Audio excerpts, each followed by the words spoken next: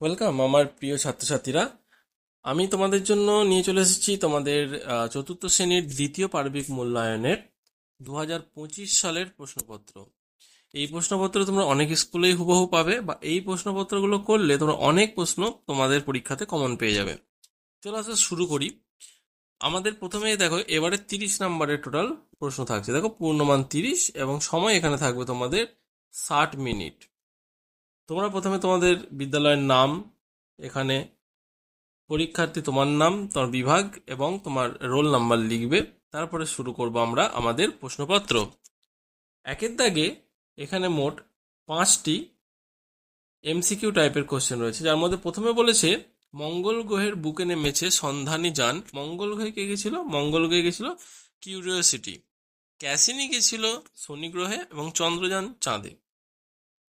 তারপর হচ্ছে ভাদু পূজা হয়, ভাদু কথাটার মধ্যেই রয়েছে ভাদু পূজা হয় ভাদ্র মাসে।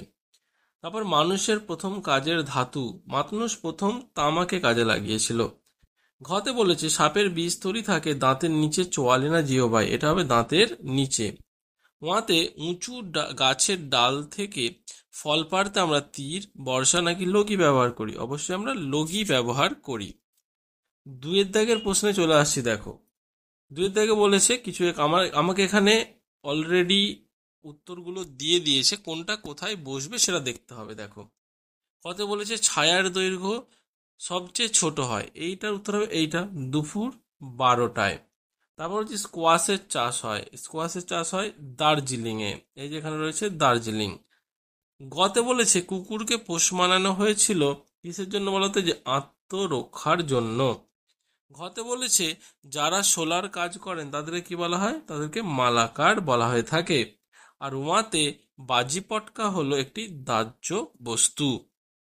বোঝা গেছে? খুব সহজ প্রশ্নই পড়েছে। এরপরে তোমাদের বইতে অলরেডি এই ছকটি রয়েছে। এই ছকটিতে বলেছে দেখো, গাছের নাম, তার কোন অংশ ব্যবহার করা হয় এবং সেটি কোন রোগ সারতে ব্যবহার করা হয়। উত্তরটা আরেকটি ছকের মাধ্যমে আমি ডাইরেক্ট করে দিলাম। দেখো, প্রথমে হচ্ছে তুলসী, তুলসীর পাতা সর্দি কাশি জ্বর এসবে কাজে লাগছে। তারপর হচ্ছে সিংকনা গাছের ছাল ম্যালেরিয়া রোগের ঔষধ। থানকুনি গাছের পাতা, এটা পেটের অসুখ এবং ক্ষত সারাতে কাজে লাগছে। নয়নতারা পাতা ও ফুল ক্যান্সার এবং ডায়াবেটিস নিয়ন্ত্রণে। আর কালমেঘ পাতা জ্বর, যকৃত সমস্যা, হজমের সমস্যা, রক্ত ফিল্ড পরিষ্কার করতেও কাজে লাগছে আমাদের কালমেঘের পাতা। এর পরেরটাতে আসছি। দেখো, এখানে লেখা রয়েছে চারের দাগের সত্য ও ভুলকে মিথ্যা লিখতে হবে। কতে যেটা বলেছে চাকাকে শক্তপোক্ত করার জন্য মানুষ লোহার বেড় দিয়েছিল, এটা একদম সত্য। এটা আমি দন্তস্ব লিখে দিচ্ছি, তোমরা গোটা কথাটাই লিখবে সত্য বলে। খতে বলেছে রানীগঞ্জে কয়লা খনি আছে। হ্যাঁ, আসানসোলের রানীগঞ্জে অনেক বড় কয়লা খনি আছে, এটাও সত্য। তাহলে খাঁচার ভেতর গানটি রবীন্দ্রনাথ ঠাকুরের লেখা না, এটা তো লালন ফকিরের লেখা, তা এটা হয়ে যাবে আমাদের মিথ্যা। তারপর কলকাতার কুমোরটুলি তাঁত শিল্পের জন্য বিখ্যাত না, কলকাতার কুমোরটুলি হচ্ছে মূর্তি, মানে যে কোনো মাটির জিনিসের জন্য বিখ্যাত, তাহলে এইটাও হয়ে যাবে আমাদের মিথ্যা। তারপরে জলেই প্রথম গাছ ও প্রাণীর জন্ম হয়েছিল। হ্যাঁ, জলেই প্রথম প্রাণীর কিন্তু উদ্ভব হয়েছিল, এটা একদম কিন্তু সত্য কথা। এরপরে আমরা চলে আসব পাঁচের দাগে, যেটা বাম দিকের সঙ্গে ডান দিকটা মেলাতে বলেছে। দেখো, প্রথমে যেটা দিয়েছে চকমকি পাথর, চকমকি পাথর থেকে আমরা আগুন জ্বালাতে পারি, তাই তো? চকমকি পাথর থেকে হয়ে গেল আমাদের আগুন। তারপরেরটা বলেছে দেখো ছৌ নাচ, ছৌ নাচ কোথায় দেখতে পাওয়া যায়? ছৌ নাচ দেখতে পাওয়া যায় পুরুলিয়ায়। তারপরে বলেছে তাঁতের শাড়ি, তাঁতের শাড়ি তৈরি হয় ফুলিয়া। তারপর চিত্তরঞ্জন, চিত্তরঞ্জন হচ্ছে আমাদের রেল ইঞ্জিন তৈরি হয়।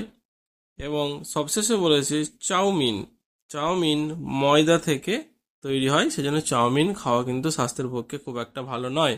তোমরা চেষ্টা করবে যত সম্ভব কম খাওয়ার। এবারে আমরা আসছি কিছু শর্ট কোশ্চেন আরো রয়েছে, নিচের প্রশ্নগুলির উত্তর দাও। সপ্তর্ষি মণ্ডলের কোন দুটি তারাকে যোগ করলে ধ্রুব তারা পাওয়া যাবে? উত্তরটা আছে দেখো, সপ্তর্ষি মণ্ডলের ক্রতু ও পুলহকে যোগ করলে ধ্রুব তারা পাওয়া যাবে।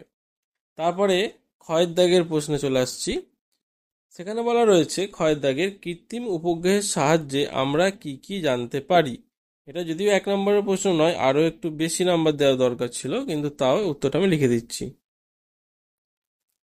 উত্তরটা লিখছি দেখো, কৃত্রিম উপগ্রহের সাহায্যে আমরা আবহাওয়ার খবর, সরাসরি কোনো ঘটনার সম্প্রসারণ, মোবাইলে কথা বলা ইত্যাদি কাজ করতে পারি। ধরো কত লাইভ ম্যাচ হচ্ছে, ইন্ডিয়ার সঙ্গে খেলা হচ্ছে, তুমি সরাসরি দেখতে পাচ্ছ, এটা কিন্তু কৃত্রিম উপগ্রহের সাহায্যেই দেখতে পাচ্ছ। তারপরে গতে বলেছে চাঁদের কলঙ্ক আসলে কি। 1 নম্বরের মতো উত্তর দিলে বলতে হবে চাঁদের কলঙ্কগুলি হলো চাঁদে থাকা বড় বড় পাহাড় এবং গর্ত, যেগুলো বিভিন্ন রকমের উল্কা পড়ে পড়ে চাঁদের গর্তটা সৃষ্টি করেছে। এরপরে ঘতে বলেছে মাটিতে মেশে না এমন দুটি বর্জ্য পদার্থের নাম লেখো। উত্তর হলো মাটিতে মেশে না এমন দুটি বর্জ্য পদার্থ হলো প্লাস্টিক এবং কাঁচ, এরা মাটিতে মেশে না। দাগের প্রশ্নতে আমরা চলে আসছি, দেখো দাগে বলেছে আদিম মানুষেরা পাহাড়ের গুহার দেওয়ালে কি কি দিয়ে ছবি আঁকতো। উত্তরটা হচ্ছে দেখো, আদিম মানুষেরা কাঠকয়লা এবং বিভিন্ন রঙের মাটি দিয়ে ছবি আঁকতো। তাহলে এই ছিল তোমাদের সমস্ত টোটাল আমাদের পরিবেশের প্রশ্নপত্র এবং তার উত্তরপত্র। ঠিক আছে, 30 নম্বরের।